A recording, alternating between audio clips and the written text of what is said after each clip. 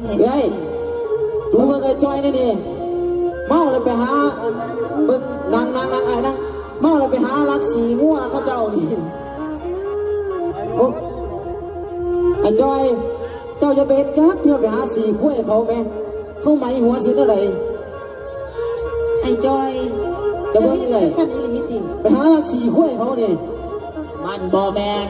นมึงจะซื้อว่าตัวที่ไอ้พวกเมียจังใดเขาเอาวัดที่วัดแดนนิดหน่อยมันก็ว่าเจ้าไปสีขั้วเขาไอ้พวกที่สีห้วยเขาคือน้องว่าดอกเขาคือว่าสนันก็สีขั้วเขาว่าถือว่าพิษว่าไม่มันบ่แมนว่าจังไดสั่งไอ้บ่ได้สีห้วยเขาเขาคือว่าเสียว่าไหนไอ้สีแต่ควายตู่มันก็ขั้วกันทั้งตัวขั้วตู่กับขั้วกันตัวนั่งไก่จอยสิเป็นที่ว่าคือเราบ่ไปบ่ได้บ่โลบ่ไปบ่ได้ดอกพ่อเจ้ากระเท่าแล้วกันอยู่ไปสี่ลูกเป็นห่วงพ่อไปสักทีที่แก้วบิดาเอ้ยสาอยู่เราหลายเทื่อพวกกูเท่าแล้วอยู่เท่าพวกแกงแห้งไหนพ่อเอ้ยพ่อเสกสันสายนอนลูกเจ้า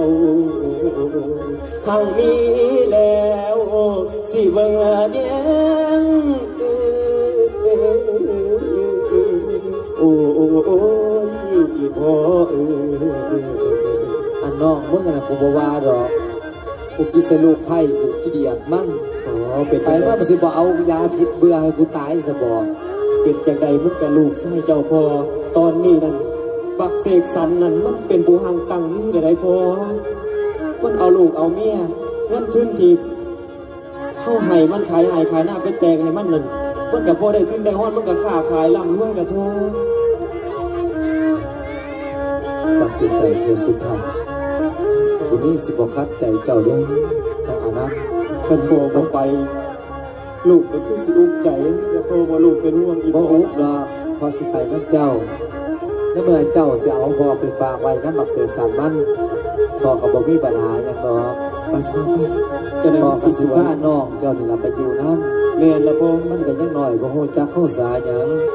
เว้ากับฟักตาอยู่ปึ๊บเบิ่งมันนี่เดี๋ยวได้เงินได้ค่าลูกที่ส่งมาให้พ่อได้ซื้อยาแต่ว่าเพิ่นคำกำแก้วที่สิไปลูกก็บ่มีลูกว่าสิไปยืมเงินบักเสกสรรแต่พ่อยืมเงินมันอีกโอ้ยฟ้าสิบ่ฟ้าเลยบ่ดอกบาดนี้มันก็ให้คำมั่นสัญญากับพวกเฮาได้พอว่าเป็นจังไดมันก็สิบ่ทิ่มบ่ปาพวกเฮากันทางนี้ดีได้แล้วแต่พวกเจ้าสิร่วมกันไอ้น้องเจ้าไปพ่อนี่เป็นคนกลางเด้อไปลูกหลานไปก็ไปอันพ่อสิไปเกี่ยมเครื่องไอ้เจ้ามวนไอ้เพิ่นแน่ปูนมันมาแล้วบักคีย์บอร์ดดังไปลูกไปเอากระมวลก็มาเจ้าพ่อสิไปเกี่ยมเครื่องนะลูกเด้อกูบ่ตายง่ายดอกหัวกูขาวซื่อเสียวเพิ่งยังน้องพี่น้องเนาะขอเข้ามาเด้อหยุดสักไว้เอาสักไปเข้ามาเสริมซะแล้วเติมนิทานในวันมันตอนนิทานในตอนนี้หันมาจากตั้งพี่กำไฟบาเสกสรรซะแล้วผู้ที่พ้องอยู่เฮือนกับสาวสิไวล่าเขาสิว่าจะตามตอนนี้ท่านจะไหนแน่ขอพ่อแม่พี่น้องลองฟังไว้อย่าห่างดีสาดีติดตามกับบาเสกสรรอีกสักหนึ่งบนม้วนครอยใส่พย้อนลมบานคำสับยังบ่หวานถ้าคุณผ่านอย่าเฝ้านานเสียงนี่แม่ล้านชายของคุณยายแต่เขาเล่ายอมของละมุนขาดิ้งหาแต่ว่าบุญย้อนของคุณมาทับเดยตบอาบระทุ่งสวงย้อนขีดน้ำหวนเนื้อว่าน้ำเสียจนเกี่ยงเสียงผะคุ้มแฟนจมโอ้ยมันโมเมนต์หลอกง่ายหลานบ่เคยเดินดื้อคือเข้าแต่เรามาย้ำยังนอนอยู่ลาแลกไงใจเงา ค หัวหาสาวบ่มีสอนบ่อนเพื่อนบ่ทันเปื่อนอาศัยเพียงแท่นตั้งบังนำแต่คำยืนโตบ่มีเงินหมื่นสาวบ่มองแต่พร้อมก้อยไว้ห่างวางนี้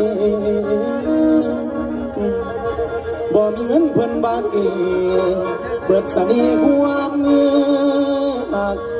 ได้โอกาสก็ยิ่งดวงหลอกคมลมดินตากระยินย่อมด้วยตัวเอสีวันตั้งโตพักกันอยู่แต่หากมาบ่พอเดือนเอาเงินหน่อหมื่นหลอไปน้ำมือจอยปล่อยพี่ชายโอ้ยได้นอนละพี่น้องสำหรับสีสันเองก็ได้เอากับสาวสีไว้มากต่หึงเติมแล้วผู้ขาเองคิดว่าสาวสีไว้นี่มาอยู่น้ำมึงเท่าไรคือใส่ดูแถวว่านับแต่เธอซักเครื่องซักของอีกเก็บกินให้ยาสู้แล้วเราใส่ไข่คู่มือคู่เว้นแต่เป็นจักรยาทอีแม่ย้อนมาคว่ำพังคว่ำแพงเพิ่นจังหวะอะไรมาอยู่น้ำเพิ่นใส่ยังอะไรเห็นคือจังหวะคนใส่เนี่ยนะเป็นจักรยาสีนางทาเมียบางคนบ่ดีจักว่าไปจังไรได้บ่สีไว้ไปจังไรเนาะมาดูว่านอนวันนั้นตื่นมาเนาะ แม่นเจะจมยังไอเสียสันตอนใหม่ๆคือว่าบ่จมจังสี่พออยู่ไปได้2-3 ปีแล้วเริ่มมีคำปากคำเว้าแล้วเจ้า มันแบบเป็นสีเมื่อยๆแน่น่ะน้องดาเบี้ยการเบี้ยงานกับแม่นอ้ายเฮ็ดเปิด เป็นหยังเงินคำก็บ่อึดบ่อยากใส่ให้แซ่เครื่องสำนีก็สิตายซะติ บ่ตายแล้วเนาะ เนาะแม่มันย่านอยู่ได้เงินเท่า ให้สิตายไว้ปานนั้นนะถ้าก็จมไปซื่อๆหรอกเมื่อยน้อยนึงก็จมไปซื่อๆหรอกนะ เมื่อยก็อดเอาแม่เนาะ เห็นอีโพสันตัวน้องดา เอาสร้าง บ่ ว่า เคยฝันว่าเห็นเล่าจ้าเถื่อเลย ฝันว่าจะไหน เมื่อคืนนี่ฝันเห็นเล่า ฝันว่าจะไหนล่ะ ฝันว่าเราหายคอยตัวแล้วว่าคอยนี่บ่มือยามมันจะเถื่อสันตัวน้องดา เมาได้เมาดี ตั้งแต่เมื่อตายบ่เคยมือยามพอจะเถื่อตัว คำที่คอยมักคือคนเอิ้นบักเขียว ว่าฝันเห็น เฮ้ยดูเมื่อไงจอยนี่นี่เมาเลยไปหาเบิ่งนางไอ้นางเมาเลยไปหาลักสีงัวเข้าเจ้านี่โอ้ไอ้จอยเจ้าจะไปจักเที่ยวไปหาสีข้วยเขาไหมเขาไหมหัวสิเท่าไหร่ ไอ้จอย จะเบิ่งยังไง สั่นอีหลีติ ไปหาลักสีข้วยเขานี่ มันบ่แมนมึงอย่าสิเว้าตัวที่ไหน พวกเมียจังใดเขาเอาวัดที่วัดแดนนิดหน่อยมันก็ว่าเจ้าไปสีข้วยเขา อ้ายบ่ได้สีห้วยเขาคือน้องว่าดอก เขาคือว่าสนั่นก็สีข้วยเขา เว้าบ่ถือเว้าผิดเว้าไม่มันบ่แม่น ว่าจังไดสั่น อ้ายบ่ได้สีห้วยเขา เขาคือว่าเสียว่าไหน อ้ายสิแต่ควายตู่ มันก็ข้วยกันทั้งตัว กล้วยตู่กับกล้วยกันตัว ดี ลูก นั่งไก่จอยสิเป็นพี่ว่าคือเราไอ้ว่าจังไดอันคอยฝากซักส่งเด้อส่งนักเรียนคอยนะ ชักโซมกี่แล้ว แม่น เครื่องเมียกูกับบ่ต้องทราบว่าชักโซม เป็นอีหยังส่งไปห้องครับ เอาไปใส่ส่งนะ ส่งคอยแก้วอันคอยโยนคอยอันกับตะกร้าเจ้าหันแล้ว เออ ซักให้แน่กระเทือนได้ซักในกระได โอ้ย เฮ็ดปากนั่น มันบ่แม่นแน่วะนะส่งห้องน้ำเจะคล้าของกับสร้างเองเป้ ซักบ่เป็นนี่แล้วคอยสิไปหาทำหาเฮียนโยส่งที่ข้านซัก กระยาทะลุงร่องมันฝ่าก็ไปหาไม้นั่นก็สิทางกับมันอีก นี่เราจังแม่นพี่ไอ้ก็โอ้ย บัก ถือ อัน ใจ นี้ ครับ แม่นดูแม่นมันอะไรได้ก็ให้เฮ็ดแนวใดมันก็เฮ็ด ดูตัวครับบอกข้าเมียกูดีเมียแต่ ไอ้สิสัน อีหยัง ไอ้ว่าฝันเห็นอีพ่อให้เจ้าสันดี ฟันว่าอีพอหายคอย สาธุแม่นะอีแม่อย่าโพหนาว่าขอยเห็นกับใครเด้ เอ้าบ่อยากเห็นพ่อปูสันบอก บ่แม่นบ่อยากเห็นดอกโอ้ยข่อยว่าย่านเล่าบ่สบายสันตัวบ่แม่นเอาข่อยบ่อยากเห็น อีพอบอกเราสิบ่สบายแล้วคนแข็งแห้งคือยังนี่แต่ละมือแต่ละเว้นเราเฮ็ดแต่เวียงตัว ก แต่จังสลาเถอะบ่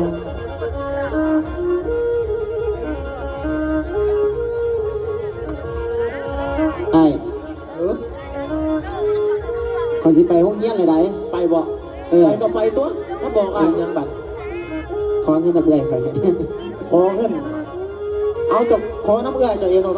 เอ้ย ขอเอาลง โอ้ยไอ้จอยจะให้ไอ้จอยแต่ก็มาขอน้ำข่อยซิพันนอนไปซื้อเราขอเนี่ยนั่งไงนะ เกิดเป็นมือ ไปเปื่อย แต่ละมือแต่ละเว้นเจ้าหน้าผ้ากระนองขอเงินขอคำหน่อยจอย ไอ้ขอเล่นที่สิเป็นซื้อเราเฝ้าตะกร้าย่างกล้วยมันหยาบเพราะว่าเนี่ยมันหยาบไปแล้วจะว่ากูเสื่องมันว่าเนี่ย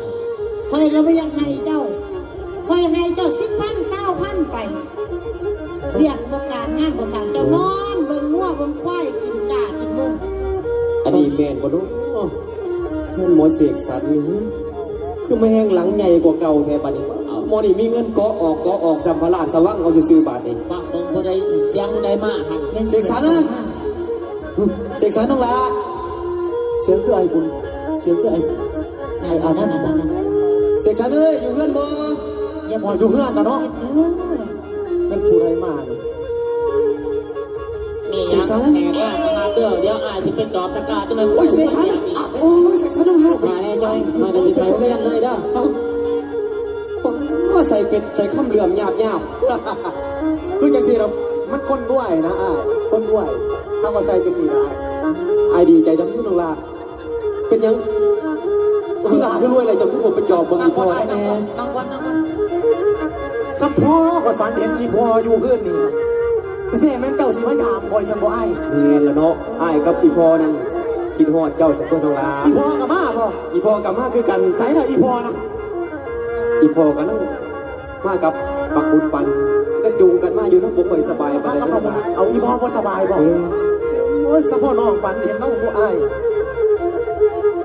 เฮ้ยพ่อคอยมากับอ้ายคอย สิไว้ อีพ่อมาสันติลุง แม่น เม่นไปจังได๋มาจังไหนล่ะวันแล้วบ่แม่นมาสิมาหาขอเงินขอคำบ่ได้แม่ คือว่าจังซี่ดอกเสกสรรจะให้อ้ายพี่นี่เดี๋ยวเว้ากับเจ้า พ่อมาโดนอ้ายนี่ยังก็มาพ่อเอ้าอีพ่อบ่เห็นกันบ่เหิงปานใดคือแบบผมงอหลายแต่พ่อ มึงอย่าเว้าเด้อกูเป็นนี่ก็เป็นยอดมึงนั่นล่ะ เอานั่งก่อนพ่อนั่งก่อนพ่ออีพ่อมากไปเมื่อยนั่งก่อนเฮ้ยไปหาหน้าไม่อีพ่อกินแน่ พ่อแล้วบ่กินก็ได้ดอกน้ำนะมาบ่ไก่เนาะพ่อเมื่อยยังเนาะแม่ กูบ่อยากมาเฮือนหลังนี้แล้วเป็นจังซี่ล่ะ โอ้ยมันก็หยอกซื่อๆดอกพ่อ ว่าแต่ เสกสรรเป็นอย่างนี้มึงก็บอกจะสั่นบอกสอนให้มึงเนี่ย สิไปใส่มาใส่เลยร้อยมือพันปีบ่เห็นมา ยกให้คุณ อีหยังอีปู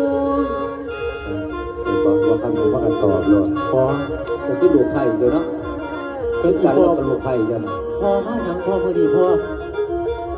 พอสิมาหยังอ้ายเจ้านี่อย่ามาขอยืมเงินเจ้า จะมาขอยืมเงิน เออ เฮ้ยอ้ายก็ว่าได้จะมาขอยืมเงิน นะเห็นบอกบอกเกินพวกแบบคิดมีสีไว้บ่น้อยแม่บ้านถ้าดองอยากแต่งหน่อยเดียวบัดย่ามนี่เขามาขอยืมเงินยืมคำเขาบ่มีให้เจ้ายืมดอกพ่อ สีไว้เว่าเรื่องยืมเงินสมีก็ขึ้นเป็นพื้นเป็นไพ่เราะเจ้านี่ลืมแล้วว่าคำเงินคำกำแก้วตะกี้นั่นอีพ่อขายให้ขายหน้าพระเสกสรรมาเตงเอาเมียให้เจ้านี่ อายเขาเมื่อปะ เมื่อจังใดพ่อ เงินบ่มีสบอกเงิน คน บ่ เล่น มี พ่อกับบักเสกสรรเลย นี่ ชัวยับดีจากตู้หน่อยนี่นะมันคือหอนดีแท้เออสุสิตายบ่ยับไปกระไรเฮือนสูนั่นหวายหอนดีกระดับกระเดียแท้เสกสรร โอ้ยพ่อ พ่อนี่ก็บ่สบายนอนแน่ๆอ้ายเจ้านี่สิมาเอาเงินน้ำเจ้านี่ยืมบ่ได้ของมึงบอกกับเมียมึงแน่ ไปยืมแล้วจะเอาไปเฮ็ดหยังพ่อ สิไปทำงาน สิไปทำงาน เออ เฮ้ยให้อ้ายขอยืมเป็นยืมนายครับบ่ 20,000 20,000เฮ้ย อ้ายผมว่าสิยืม20,000 ยืมมันก็คือจังสี่ดอกพอจังสี่ดอกลุงเจะอย่ามาคอยใจดำเด้อไอ้เสกสรรคือจังสี่ดอกเรื่องเงินน่ะคอยให้ยืมก็ได้แต่ว่าคอยต้องออกดอกได้ล่ะ โอ้ยคนกันเองก็สิออกดอกสะบ่น้องไผ อ้าวเงินนี่คอยเอามาเฮ็ดคือเนี่ยนอนเอายอดมาต่อยอดคันคอยสิให้เจ้านั่นแหละจักปีใดเดือนใดเจ้าสิมาใส่มาคืนคอย มันเว้านิ่มๆแต่เจ็บได้ลูก ก็คือเว้าจังซั่นล่ะผู้ มันบ่ได้ขลุกขลวกแต่ว่ามันเจ็บได้คำนี้ได้เอาจังซี่ซะโอ้ยสิว่าจังไดเนาะ พอดอกเบี้ยเจ้าสิเอาเท่าไหร่ดอกเบี้ยนั่น เอาก็สาม คอย สิบเป็นงาน สิคิดถึกๆดอกคิดว่าเป็นกันเองซะเนาะคิดว่าเป็นอ้ายเป็นพ่อของไอ้เสกสรร